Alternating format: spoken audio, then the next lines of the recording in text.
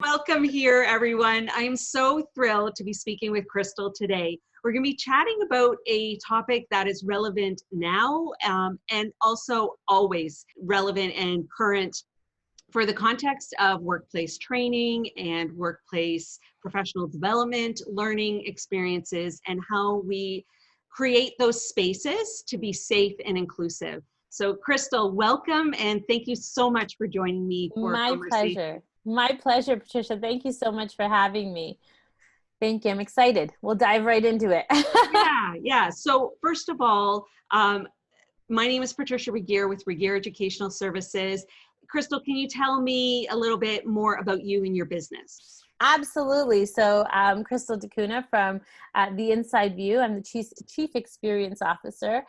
So we work with small, medium businesses to really design experiences that just cultivate a culture of success from the inside out. So as a customer experience design firm, we work internally with the employees, the leadership team to make sure that they're raving fans of the company and the organization, the products and the services, which ultimately lead to a really fantastic customer experience. So making sure that you're designing to designing every element of the experience. So yeah, so in business for well over 5 years in Niagara, but we reach a global scale now. And so yeah, training and development is definitely our world.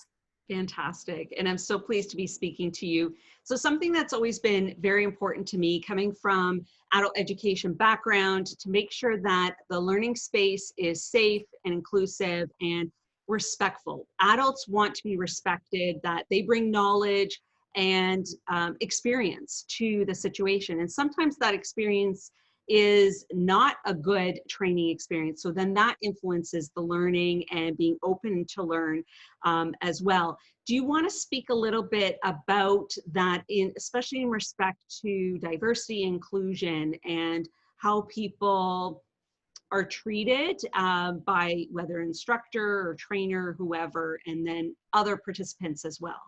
Absolutely. It's a great question, Patricia. I mean, diversity and inclusion, as we all know, it's a hot topic nowadays. And so we want to make sure that our training and learning environments are as inclusive as they can be.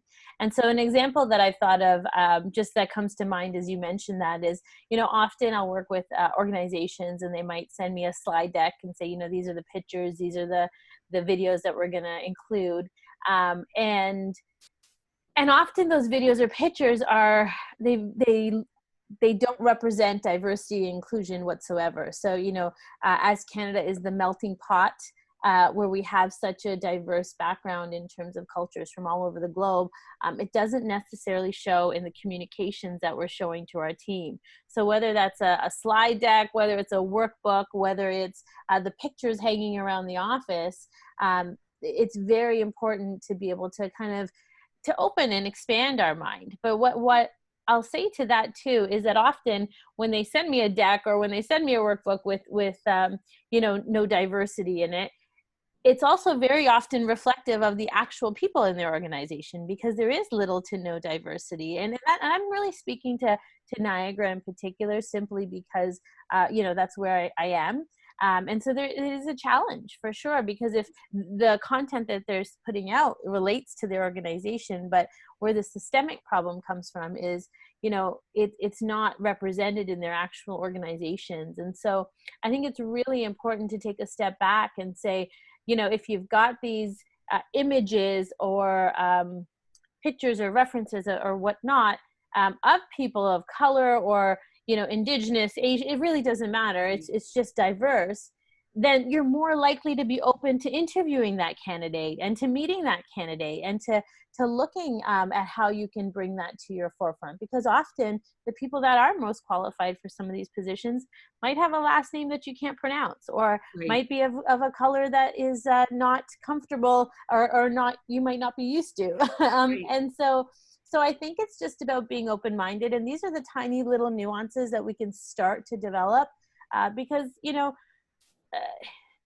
it's a challenge. It's a real challenge. As a trainer, I see it often, but I think we all just need to be a little bit more aware. We need to take a little bit more action. I mean, it needs to be intentional. It can't be doing it just to be able to do it. It has to be something that as a leadership team, we really want to do. Mm-hmm. So that raises a really good point, to be intentional, as you said, in even starting with our promotional materials, our training tools, that there is diversity inclusion in who we're representing. So, that includes age, cultural backgrounds, gender, like the whole gamut of being intentional. So if we might be serving, some companies are more geared to serving, one particular gender, and that's, can be respected, but to be intentional on right from the promotional materials that go out on social media, to even think about that, or our PowerPoint slide decks. And what I've noticed over the years, going back even 20 years, when I've tried to be intentional about that in any workplace products that I was developing, it was interesting that the more diverse I was trying to find, it was difficult back, and especially earlier on. And sometimes those were the images that weren't free, that had to be paid for. And I've noticed the last few weeks that more and more of those images are now available on different platforms, which is fantastic. Or you just look at Canva. Pardon me?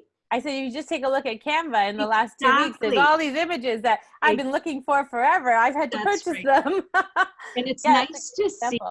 Yeah, and that's where it starts, right? It's from the resources that we have access to.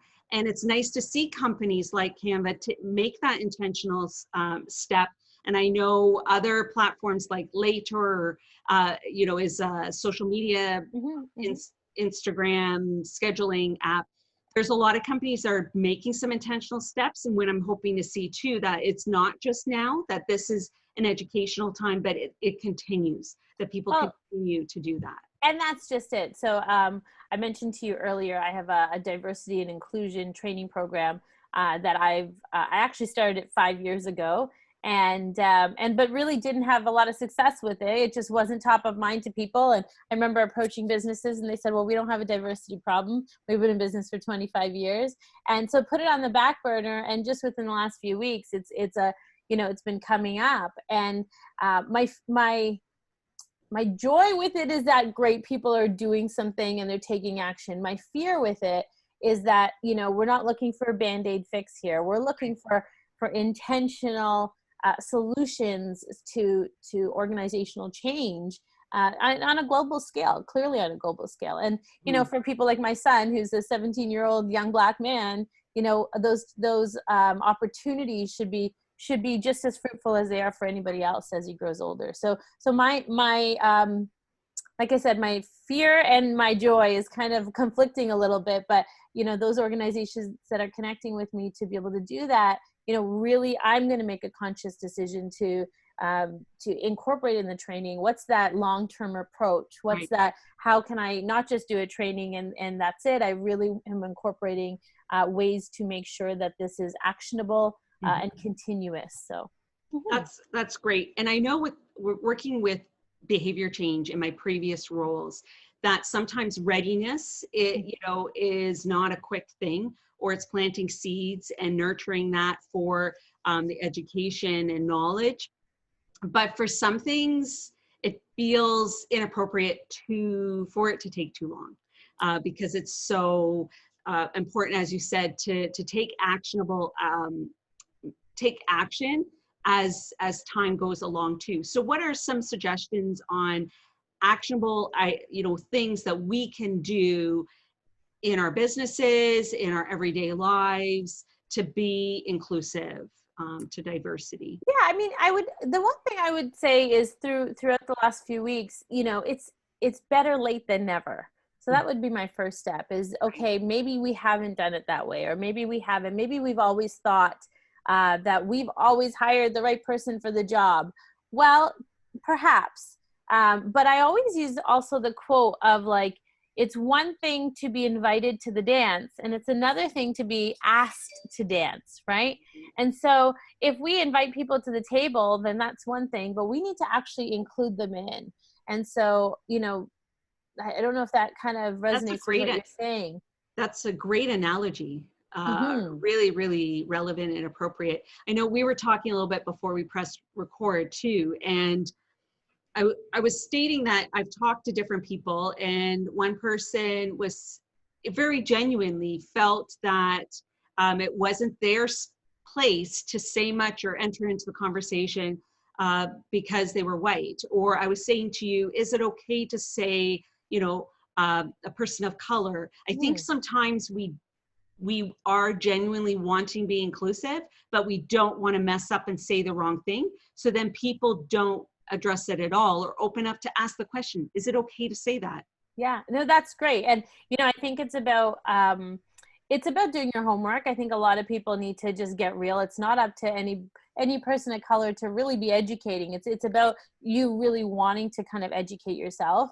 Right. But there's phenomenal resources out there. We just watched the movie The 13th the other day, and that alone was just a phenomenal resource to be able to say, okay, this is a bigger, larger problem. But I think it's okay to ask. I think that's one thing is, people might not be willing to give you the answer, and they might direct you in 10 different ways, but I think it's okay to ask. I also think it's a bit of a humble pill, because I think we need to kind of just take a step back, and it's not a time to be defensive by any means. It's a time to just appreciate that, I have hundreds of friends. Majority of them are probably white or Caucasian, and it's not about creating like a divide at all. No. This is about coming together. And I will say though that the silence is really the silence can be really deafening, to be honest. Yeah, it's hurtful a little bit. So I'd rather hear people say something than nothing. Right. When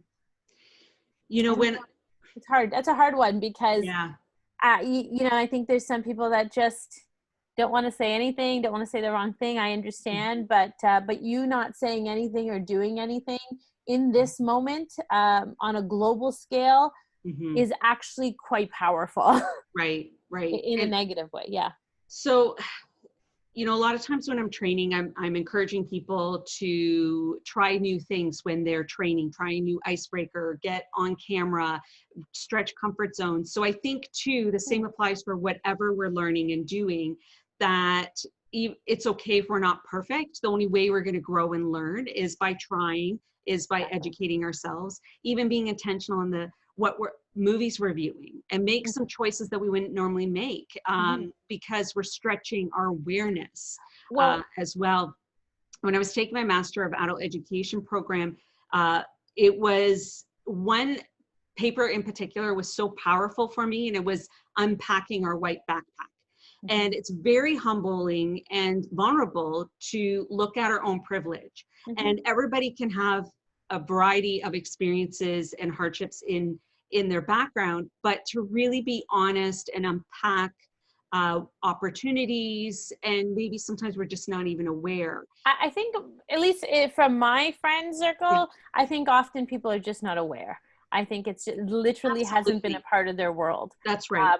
And so because it hasn't been a part of their world, they've kind of turned a blind eye, and it is what it is. It's not right, but it is what it is. And so I think the more and more, I belong to a group called Entwine, and so it's a cultural group that has brought in the Caribbean and the African associations together in Niagara, and we're putting together a series of webinars to do just that, Patricia. It's just to be able to educate people on some of the action steps they can take internally, externally, within their communities, to be able to move this dime forward and to be able to start making change, because it's now is definitely the time. And so that's kind of our step to start the conversations. I think, just as you mentioned, that magic happens outside of our comfort zone. And that comfort zone is what we've been in for so long. For I shouldn't say me. I have not been in a comfort zone, right? So neither has my son, and neither have the hundreds of people I know that are not in a comfort zone. But I think the people that have the opportunity to stretch themselves and to kind of be a little uncomfortable is how we can really create that change and that magic. I really appreciate you having this conversation with My me, pleasure. and just being able to be open and honest and talk about this. Some takeaways, and please add what I'm thinking of, some actionable items that people can take is, even first of all, the images that they're using if they're creating promotional materials and training materials, that they are always looking to have a variety, and be intentional and continue to be intentional about that, and take an honest look. Um, Even just what movies we're watching and everything, just continue to learn, grow, and pick something that I think in particular too, sometimes we're drawn to what we look like, or we don't even realize it's something Mhm, unconscious. Again, what you were saying, that what we know in that comfort zone, and mhm. go beyond it and be intentional, just to continue to expand our world. And I know from traveling, that's something, when people haven't traveled, they aren't necessarily always seeing beyond their own little bubble. Yeah, and even as little as, like, trying a few new foods, trying a few Yes. new, listening to some different music, right? Yes. So it's got to be this willingness and this openness to explore culture and Yeah. explore different opportunities. And um, so those would definitely be a few of the action items. A couple ones that I'm thinking offhand is, especially in our region here, is really, I think we have to be open to inviting diverse people, and actually attracting diversity into our workplaces. Hmm. And Yeah. so that comes with everything from how you're writing your job description, to how and where you're posting your job description, to making sure that you're not eliminating people because of that. Because, Right. okay, this might be one person coming into an all white environment. Maybe they'll be uncomfortable, and sometimes Right. that second interview just doesn't happen. Right. Well, they've been uncomfortable for a long time, and so that's okay. But it's up to Yeah. you to be able to make that step, to even bring them, like I said, invite them to the dance is one thing, but asking them to dance is another Mhm. thing. So Yeah. that would be my biggest suggestion on a organizational level, Hmm. is to start evening out this playing field a little bit. There's some Yeah. phenomenal people coming out of university, of a variety of backgrounds. So yeah, I think Niagara as a whole, the world as a whole right now, Hmm. just needs to be a little bit more open, Yeah. to that. That would be my biggest, at least for me. I'm quite involved in our business community, and so that's kind of Hmm. my passion, to be able to create some change in that environment. Yeah. No, that's great, and I think we're all better for it when we continue to move and grow. And what I will do too, Crystal, is put your links underneath. So for your diversity workshop, your upcoming webinars, and I so My pleasure. appreciate that you offer all of these resources and training as well. So we'll add that all in the links below. Thank you so much. Is there anything My else that pleasure. you want to say? No, that's fantastic. Thank you so much for giving me the opportunity, Patricia, to share this with your audience. And so, yeah, I appreciate being here, and I look forward to continued conversations, my friend. Yeah, me too. Thank you. Thank you Thank to you. all My of pleasure. you. Thank you to all of you for joining us, for listening in with Crystal and myself, our conversation. Please feel free to add comments, engage with us if you have any questions as well. Again, my name is Patricia Regier with Regier Educational Services, helping you engage and reach the variety in your audience, and to facilitate some light bulb learning moments. Thanks again, Crystal, and until next time, I hope you all stay safe and well. Take care. Bye-bye.